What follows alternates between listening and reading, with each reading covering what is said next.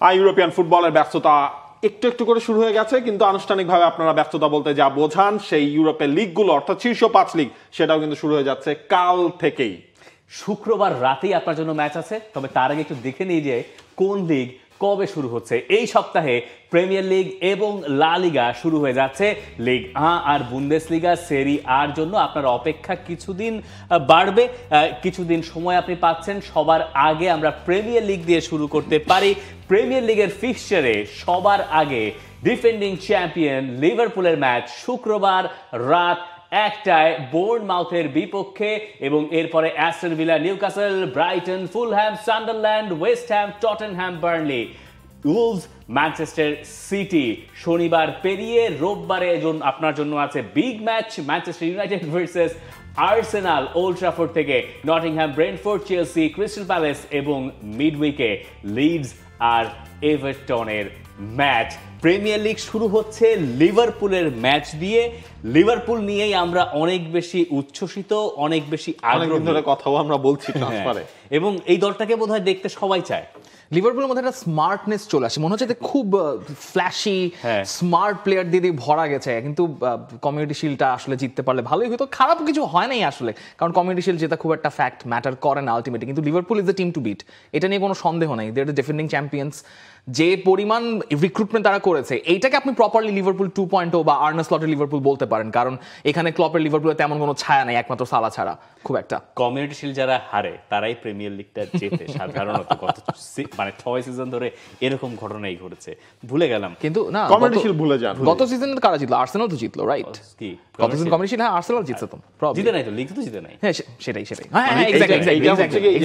কাজ করতে হলেও হতে পারে। তবে আমার কাছে ওই ফার্স্ট রাউন্ড থেকেই আপনারা যে সবার মানে আগ্রহের কেন্দ্রে ইংলিশ প্রিমিয়ার লিগ আবারও চলে আসবে, সেটা ম্যানচেস্টার ইউনাইটেড এবং আর্সেনালের ম্যাচ, মানে রোববার প্রথম রাউন্ডেই আসলে নিশ্চয়ই আমরা প্রিভিউ করতে পারবো। এখন পর্যন্ত মানে যে কারণে এইবারের প্রিমিয়ার লিগ সিজনটাকে সবাই অনেক বেশি এগিয়ে রাখছেন, তার কারণ হচ্ছে এই ট্রান্সফারগুলো।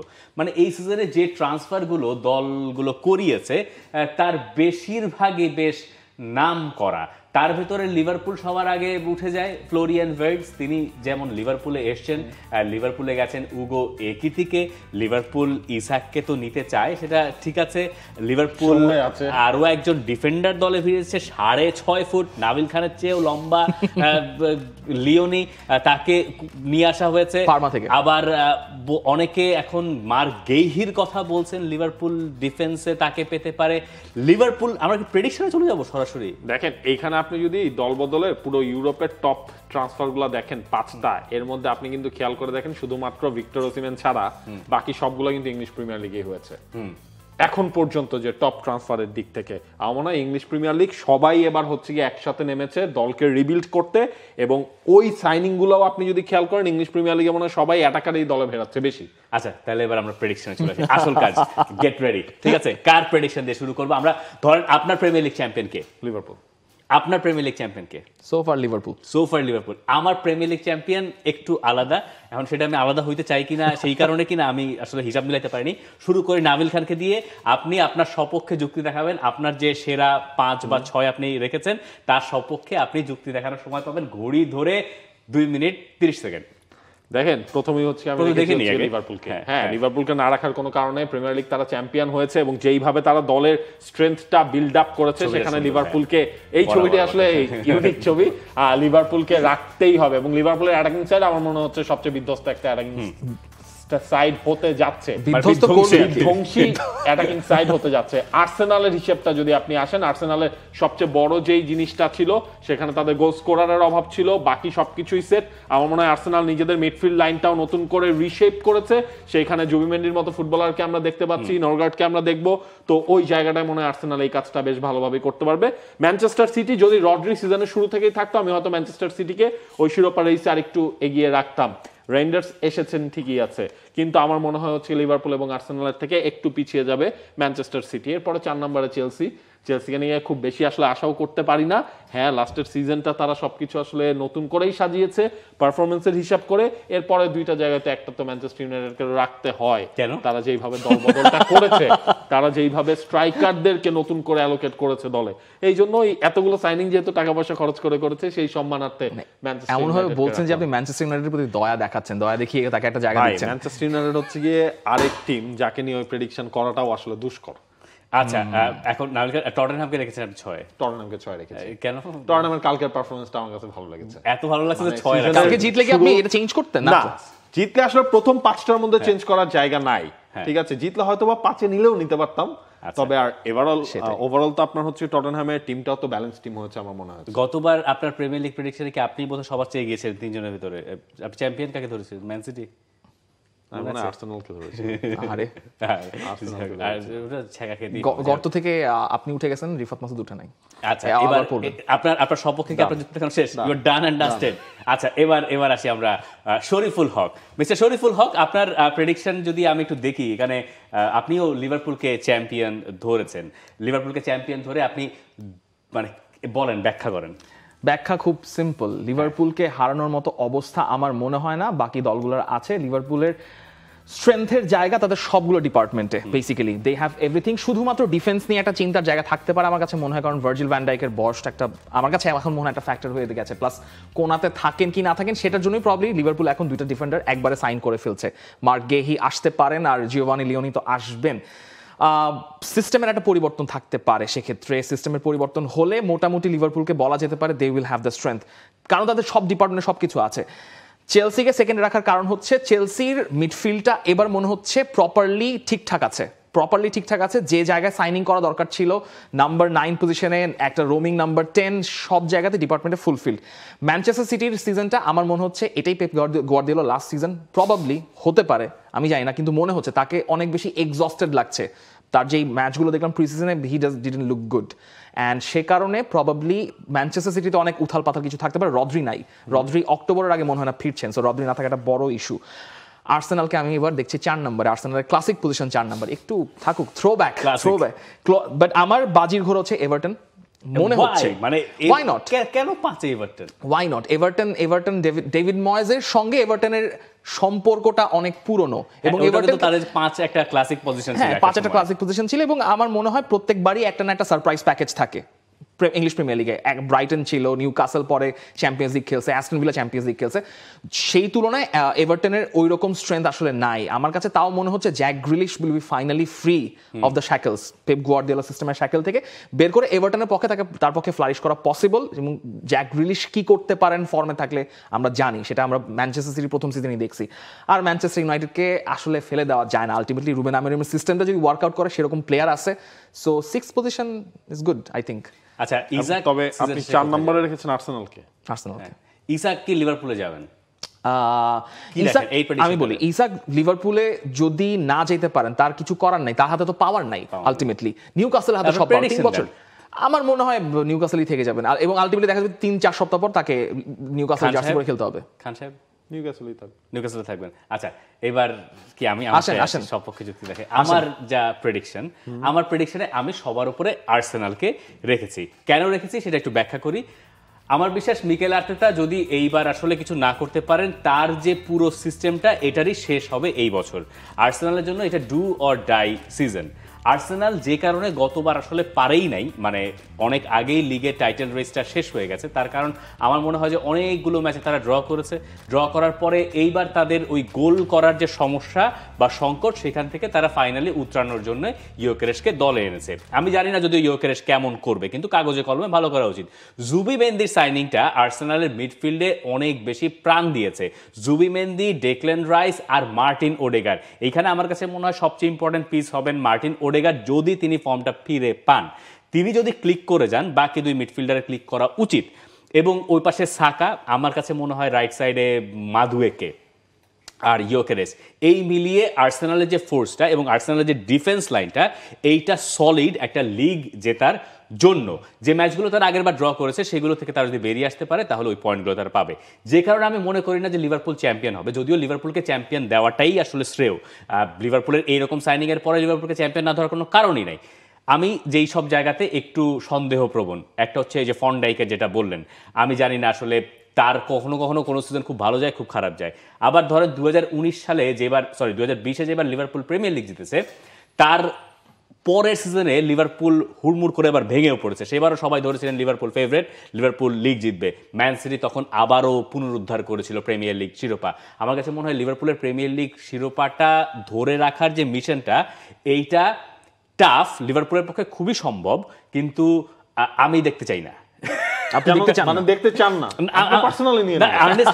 আমার কাছে মনে হয় আর্নে স্লটের এইটাই আসল পরীক্ষা। আগেরবার তিনি এসে যে দলটা পেয়েছেন সে দলটা তার নিজের দল ছিল না, এবার তিনি তার নিজের দল পেয়েছেন। এইটাকে দিয়ে সিস্টেমটা ওয়ার্কআউট করানো, এবং যে কোনো একটা ইনজুরি, গ্র্যাভেনবার্গের ইনজুরি হলে পুরো গোটা সিস্টেমটা ভেঙে পড়ার একটা শঙ্কা আছে। কার্টিস জোন্স তো আছেন, কিন্তু আমি সেই ভরসা সেখানে পাই না। তো আপনার স্কোয়াড ডেপথ তো হচ্ছে গিয়ে প্রত্যেকটা জায়গায় আসলে সেখানে রয়েছে। আর আপনি যে বলছেন যে নিজের দল না, কিন্তু দেখেন পরের দল নিয়েও উনি যে চ্যাম্পিয়ন করিয়েছেন, মানে দুর্দান্ত। ওইটাও হচ্ছে কি লাস্ট সিজনে তো লিভারপুল আসলে অন্যরকম। আমি আপনার সাথে একমত। আগে আপনি আর্সেনালের লেফট ফ্ল্যাঙ্কের কাফারা দেন, ওখানে কি আছে? কিছুই তো নাই। আর্সেনালের লেফট ফ্ল্যাঙ্কের কথাই তো আমি বলছি যে মাদুয়েকে খেলবেন, সমস্যাটা কোন জায়গায়? মাদুয়েকে আর মার্টিনেলি আছেন তো, ঠিক আছে ঠিক আছে। ওখানে ভদ্রলোকের নাম কি? বেলজিয়ান লিয়ান্ড্রো ট্রসার্ড, তারা হয়তো ওখানে খেলবেন। ও তাদেরকে দিয়ে একটা কাজ চালানো। এবার হচ্ছে আপনার সাকার ইনজুরি হলেও তো আপনার কাছে ব্যাকআপ আছে না? সাকার ইনজুরি হলে ব্যাকআপ আছে। সাকা বা এই যে সামনের যে ফ্রন্ট লাইন, এটার উপর আপনি ভরসা রাখতে পারেন। ইউক্রেশ আসার পরে আমার মনে হয় এটা ভরসা রাখা যায়। আর্সেনালের ফ্রন্ট লাইনের সমস্যা না, সমস্যাটা মিডফিল্ডে ছিল। আমার কাছে মনে হয় মার্টিন ওডেগারের ইনজুরি একটা সমস্যা ছিল। গতবার তিনি ইনজুরিড ছিলেন একটা লম্বা সময়, এরপরে লিভারপুলের কাছ থেকে তাদের ছিটকে পড়া। এবং লিভারপুলের মোহাম্মদ সালাহ, আমি জানি না মোহাম্মদ সালাহ এই সিজনে কেমন করবেন, এই বয়সে ভালো করবেন। মাঝখানে একটা আফ্রিকান কাপ অফ নেশনস আছে 1 মাসের জন্য।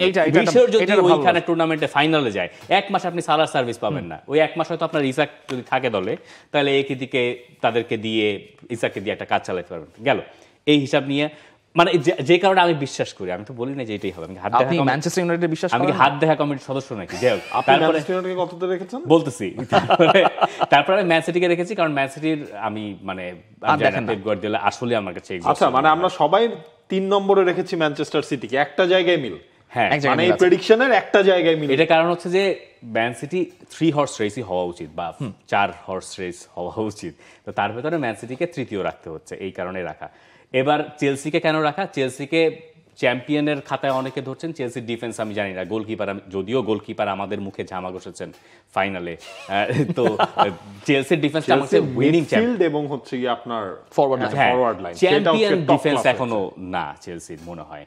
এবার আসেন কেন আমি নাম্বার 5 এ ম্যানচেস্টার ইউনাইটেডকে রেখেছি। ফ্রন্ট লাইন পুরো চেঞ্জ করে ফেলেছে না, মেধা ভাইয়া, মেধা যে কারণে তারা টাকা খরচ করেছে, এবং তাদের সপ্তাহে একটা করেই ম্যাচ। এই বাকি যারা আছে তারা সবাই ইউরোপিয়ান কম্পিটিশনে খেলবে। এই ম্যানচেস্টার ইউনাইটেড প্রিমিয়ার লিগের বাইরে তারা ওই ঘরোয়া কম্পিটিশন, কোনো ইউরোপিয়ান এর পরও যদি আমরিম না পারেন, তাহলে তার পারলেন না। কিন্তু ইউনাইটেডের যদি ধরেন আপনি কুনহা কিংবা বুয়েমো যদি ইনজুর্ড হন, তাহলে ব্যাকআপ কে? আপনি কি জিয়ালোকে দিয়ে হচ্ছে খেলবেন? হয়লুন্ডা থেকে যেতে পারেন, এটা ভালো সম্ভাবনা আছে। নাক ছিটকাবেন না দয়া করে। টটেনহ্যামকে 6 রেখেছি, কালকের পারফরমেন্স ভালোই লেগেছে টটেনহ্যামের, বরং আমি দেখি যে একটা ভালো ফাইট টাইট দিতে পারে, যে কারণে অ্যাস্টন ভিলা, নিউক্যাসল তাদেরকে রাখা হয় না। নিউক্যাসল ইসাককে হারাতে পারে, রিপ্লেসমেন্ট জানি না। অ্যাস্টন ভিলা ট্রান্সফার বিজনেসে একেবারেই মানে সাদা গেছে। সবচেয়ে বড় লসটা মনে হচ্ছে ইংলিশ প্রিমিয়ার লিগে খেয়েছে বোর্নমাউথ। হ্যাঁ, ফাঁকা হয়ে গেছে ডিফেন্স লাইন। তো এই হচ্ছে আমার। কিন্তু ইউনাইটেডের কি একটা মিডফিল্ডার কেনা উচিত? বালেবাকে ইউনাইটেডের একটা মিডফিল্ডার কেনা দরকার, খুবই জরুরি। কারণ কাসেমিরো আর ব্রুনো ফার্নান্দেজ দিয়ে আপনি আসলে, মানুয়েল উগার্তেও আছেন, কিন্তু উগার্তের কাছ থেকে আমরা সেটা তো দেখি নাই। মেইনোকে বাদ দিচ্ছেন তো আবার? দিয়েছেন, কিন্তু আমি এখানে মিডফিল্ডের দরকার, মানে মিডফিল্ড ছাড়া আপনি এখানে সিস্টেমটা ওয়ার্কআউট করা খুবই টাফ। আরেকটা মিডফিল্ডার হলে পরে একটু ভরসা পাওয়া যায়। আমরা মনে হয় তাহলে এক টানে এই 5টা ক্লাব স্পেশালি তারা আসলে কাদেরকে এই সিজনটায় সাইন করিয়েছে সেটা যদি আমরা একটু আপনাদেরকে মনে করিয়ে দিয়ে আমরা ব্রেকে যাব। সেখানে হচ্ছে লিভারপুল। সবার আগে লিভারপুল সহ পুরো এবারের ইউরোপিয়ান ট্রান্সফারে সবচেয়ে বড় সাইনিংটাই ছিল ফ্লোরিয়ান ভার্টস। তাদের দলে আরো কারা কারা আছে, হুগো এগি থেকে তিনি এসেছেন, এবং থার্ড সাইনিং যদি হচ্ছে ইমপ্রেসিভ বলতে হয় সেটা হচ্ছে জেরেমি ফ্রিম্পং। এই নামটাই আসলে বলতে হবে। আর্সেনালের ক্ষেত্রে কি? আর্সেনালের ক্ষেত্রে জুবিমেন্দি, ভিক্টর ইয়োকেরেশ তাদের নামটাই সবার আগে আসবে। এই ছাড়া আপনি কি মাদুয়েকের নামটা ধরবেন? আমি মাদুয়েকের নাম নিব না, আমি ক্রিশ্চিয়ান নরগার্ডের নাম নিব। ক্রিশ্চিয়ান নরগার্ডের নাম নিব। ক্রিশ্চিয়ান নরগার্ডের নামটা নিতে হবে। ডিপার্টমেন্টে ক্রিশ্চিয়ান নরগার্ডের নামটা নিতে হবে, যেটা আমার আর্সেনালের আরেকটা স্ট্রেংথের কারণ হিসেবে ধরতে পারেন। আর ম্যানচেস্টার ইউনাইটেড তো আমরা বললামই কম বেশি। মস্কেরা সম্ভবত আসলে এই স্কোয়াড ডেপথ, হ্যাঁ ব্যাকআপ অ্যাড করবেন উইলিয়াম সালিবা, কিন্তু মস্কেরাও ভালো, মস্কেরা ইন্টারন্যাশনাল প্লেয়ার, ওইটাও একটা পজিটিভ সাইন, তো এই হিসাব থেকে বলতে পারেন। আর ম্যানচেস্টার সিটির ক্ষেত্রে ইউনাইটেড যেগুলো বলছেন বেনজামিন সেসকো, ভার্ন এমবুয়েমো এবং ম্যাথিউস কুনা। ম্যানচেস্টার সিটির ক্ষেত্রে যদি আমরা যাই, তারা ওই সাইনগুলো নিয়েই আসলে তারা খেলেছে ক্লাব ওয়ার্ল্ড কাপে। সেখানে হচ্ছে তিয়ানি রেন্ডার্স, রায়াত আইক-নুরি এবং রায়ান চেরকি, এই তিনজন তো আছেনই এই দলটার মধ্যে। চেলসিটা যদি আমরা আসি, চেলসিতে স্কোয়াড ডেপথ অনেক বাড়ছে, আর আমি এটাই বলবো, মানে এর মধ্যে সাইনিং কারা যে সাইনিং, এটা আসলে খুব ডিফিকাল্ট। এস্তেভাওকে ধরতে হবে। হিডেন ওয়েপন আমার মনে হয় হিডেন থেকে আসলে সামনে আসবে এই দেলাপ আসলে যেভাবে তিনি শুরু করেছেন। ভাই পেড্রোকে আমি বলবো যে অলরেডি তিনি লাইমলাইটে আছেন, এবং এই জায়গায় যদি গার্নাচো এসে জয়েন করে, ভাই কি ফ্রন্ট লাইন, প্রচুর হিসাব নিকাশ। আমরা লা লিগাটাও মেলাবো, তবে তার আগে আমরা যেতে চাই একটা বিরতিতে। লিভারপুলের টপ 3 দেখছেন, কারণ লিভারপুলকে দুজন ফেভারিট ধরেছেন চ্যাম্পিয়ন হিসেবে। দর্শক, আপনি কি চ্যাম্পিয়ন ধরছেন? আপনার 1, 2, 3, 4, 5, 6 সবই জানতে চাই। For more updates, subscribe to our YouTube channel and click on the bell icon. Follow us on Facebook and Instagram. Download T-Sports app to enjoy exciting games and highlights. Visit tsports.com.